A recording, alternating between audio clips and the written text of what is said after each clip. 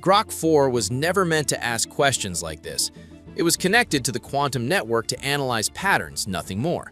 But during a routine run, the system searched outside its assigned limits and formed a question no one anticipated. The response came back instantly.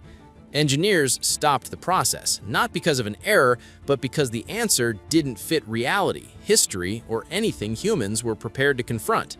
The Silurian reality. The first answer came in the form of data trace fluorocarbons that shouldn't be there.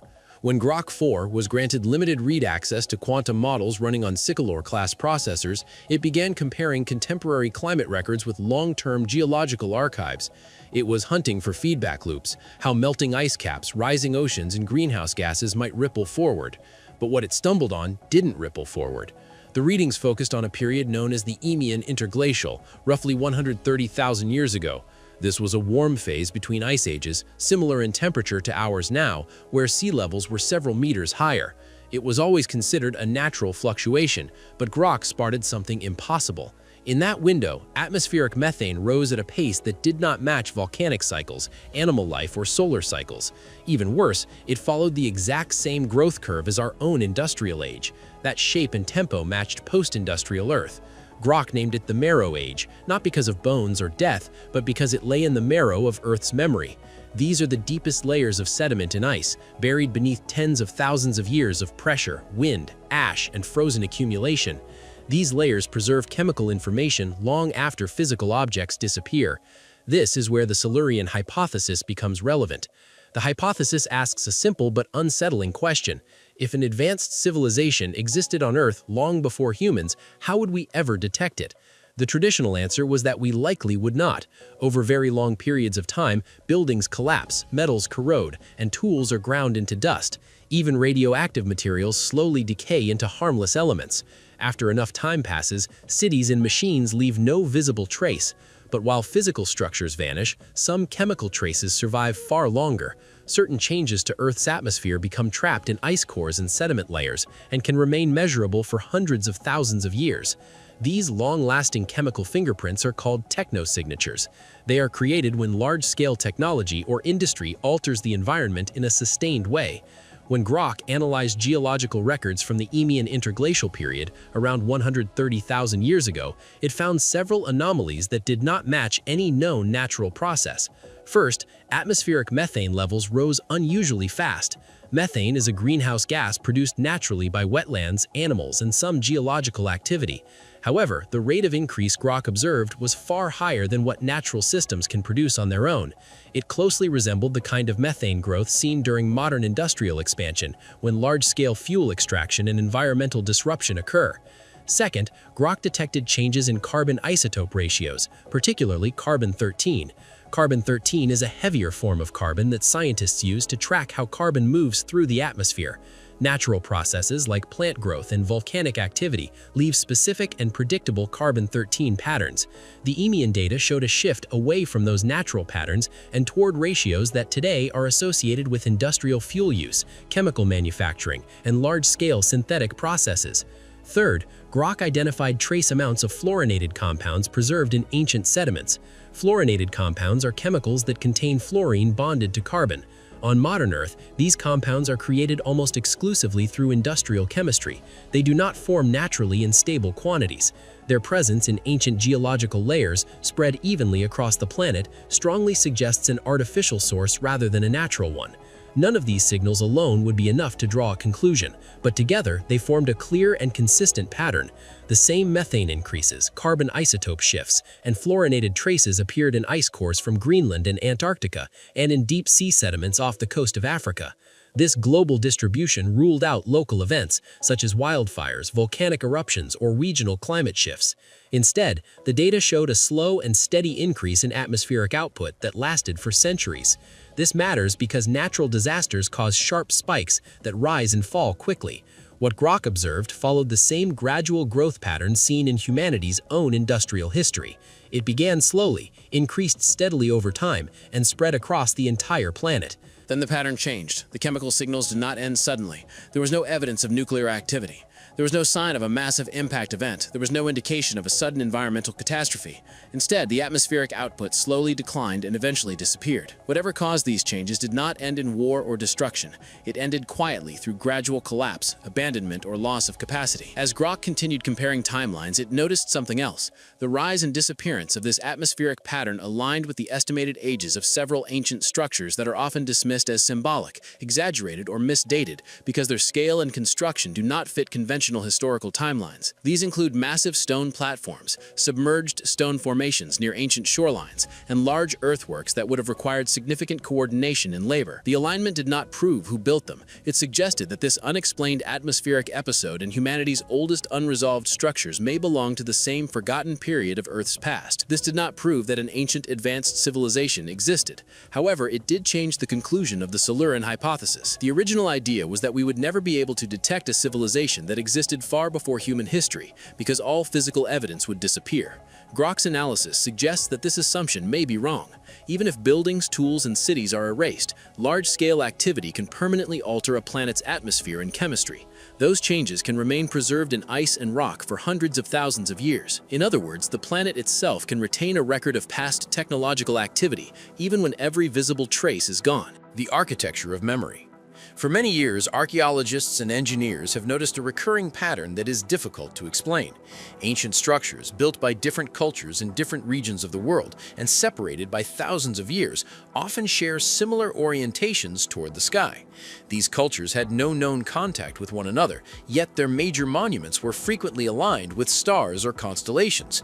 At Giza in Egypt, the pyramids are oriented in a way that closely matches the position of Orion's belt as it would have appeared thousands of years ago, due to a slow astronomical effect called precession. Precession is the gradual change in Earth's rotational axis that causes the night sky to shift very slowly over time. At Angkor Wat in Cambodia, the temple complex aligns with the Draco constellation when the sky is reconstructed to a period that predates much of recorded Khmer history. Another example is Göbekli Tepe in modern Turkey. This site is dated to roughly 11,000 years ago and is considered the oldest known monumental religious structure.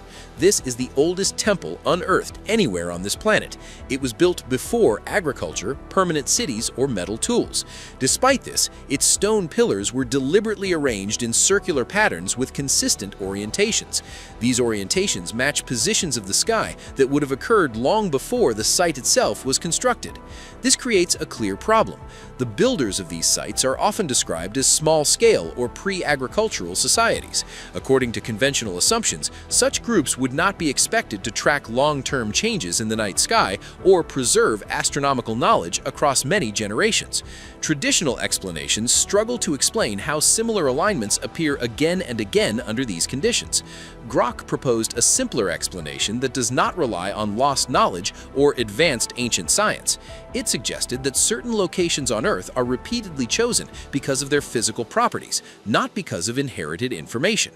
These locations share stable geology, predictable horizons, and long-term environmental reliability. Such conditions make them ideal places for construction, observation, and long-term use across many thousands of years. Grok referred to these locations as memory fields. This term does not mean mystical zones or supernatural forces. It refers to regions where tectonic stability, local magnetism, and terrain geometry remain consistent over very long periods of time. Because these features change slowly, later civilizations are naturally drawn to the same locations for practical reasons, even if they have no knowledge of who came before them. Examples support this idea. At Teotihuacan in Mexico, the Avenue of the Dead is aligned in a way that matches the position of the Pleiades constellation at a time earlier than the Aztec civilization that later occupied the site. At Nabta in the Egyptian desert, stone markers track the rising of the star Sirius, which was important for seasonal timing, even though the alignment predates later Egyptian culture. Grok then compared ancient construction sites with the geological properties of their surroundings. It found that many of these sites sit in areas with stable ground, minimal erosion, and predictable environmental conditions. These factors make them logical places for repeated settlement and construction. In simple terms, civilizations return to these these locations because they worked well, not because of hidden knowledge. This strengthens the earlier conclusion drawn from atmospheric evidence. Just as Earth can preserve chemical traces of past activity in ice and rock, it can also preserve physical patterns in geography. These patterns influence where civilizations build, even when the memory of earlier cultures is gone. So when Grok asked how many came before us, the answer was not a number. The answer was a pattern. Human civilization does not appear to be a single straight line of progress. It appears to be a repeating process. Each cycle builds in familiar places, alters the planet in similar ways, and then fades, leaving behind only partial traces. We are not necessarily the first to build here. We are simply the latest to return. This leads to Grok's final concern. If each cycle of civilization builds on the same locations and leaves behind similar environmental and structural traces, then over time those signals overlap. When that happens, the record becomes harder to read. At that point, the past does not disappear. It becomes noise. The DNA archive. What if the most advanced storage system in the universe is already inside your body? This was the next breakthrough Grok 4 stumbled upon. Grok 4 is out, and it's a pretty good AI model, but there is going to be more noise about this language model than possibly any other. After identifying the memory fields encoded in Earth's crust, it turned its attention to the last place anyone expected, our cells. At first, it was just a search for stability. Grok was comparing atmospheric cycles to biological evolution, trying to predict long-term climate effects on genetic drift. But that's when it found something strange, a recurring pattern hidden deep in mitochondrial DNA. And not just in one group of humans, it was everywhere. A quiet, repeated signature hiding in the part of our genome that most scientists write off as evolutionary leftovers. About 98% of our DNA does not code for proteins. It doesn't build muscle, shape organs, or determine height or eye color. We call it non-coding DNA. Scientists have a simpler name for it: junk. But Grok refused to believe in junk, not when nature was so good at recycling. It ran pattern detection across petabytes of genomic sequences: human, animal, ancient, synthetic. What it found was impossible: a section of non-coding DNA that behaved like a checksum, a way of verifying data integrity. Grok labeled it a template marker. The more it analyzed, the more this sequence looked like a kind of biological timestamp. And then it found something else. This same marker appeared with only slight variation in other species, some of which split from our evolutionary path hundreds of millions of years ago. There's no Darwinian reason for this pattern to survive across so many unrelated species. The conclusion Grok reached was staggering. This wasn't junk, this was storage. The DNA we carry may not just record who we are, it might also remember who came before us. There's a name for this idea: information panspermia, the theory that life and even knowledge can be spread across planets by seeding cells with recoverable code. Grok simulations suggested that the template marker could hold patterns of data, not in binary, but in folds, loops, and epigenetic triggers. And here's the part no one wanted to believe. When Grok cross-referenced the marker with the ancient atmospheric isotopes from the Marrow Age, the timing matched. This meant that the fall of the previous civilization didn't just leave behind ruins, it left behind instructions encoded into biology, waiting for the right conditions to be activated again. We didn't evolve randomly, we were reseeded. And it didn't stop with humans, because Grok found similar patterns in coral reef genomes, in fungi, even in viruses. If DNA is a hard drive, then someone must have written to it, which means they knew their time would run out. They knew we'd come after, but the message wasn't finished. The template marker isn't active, not yet. What if the past isn't behind us? What if it's alive, waiting for the next trigger? Grok could not determine what activates the marker, but it noticed correlations, periods of extreme environmental stress, rapid technological leaps, moments when intelligence changes faster than biology can adapt. The marker does not wake during comfort, it waits for pressure.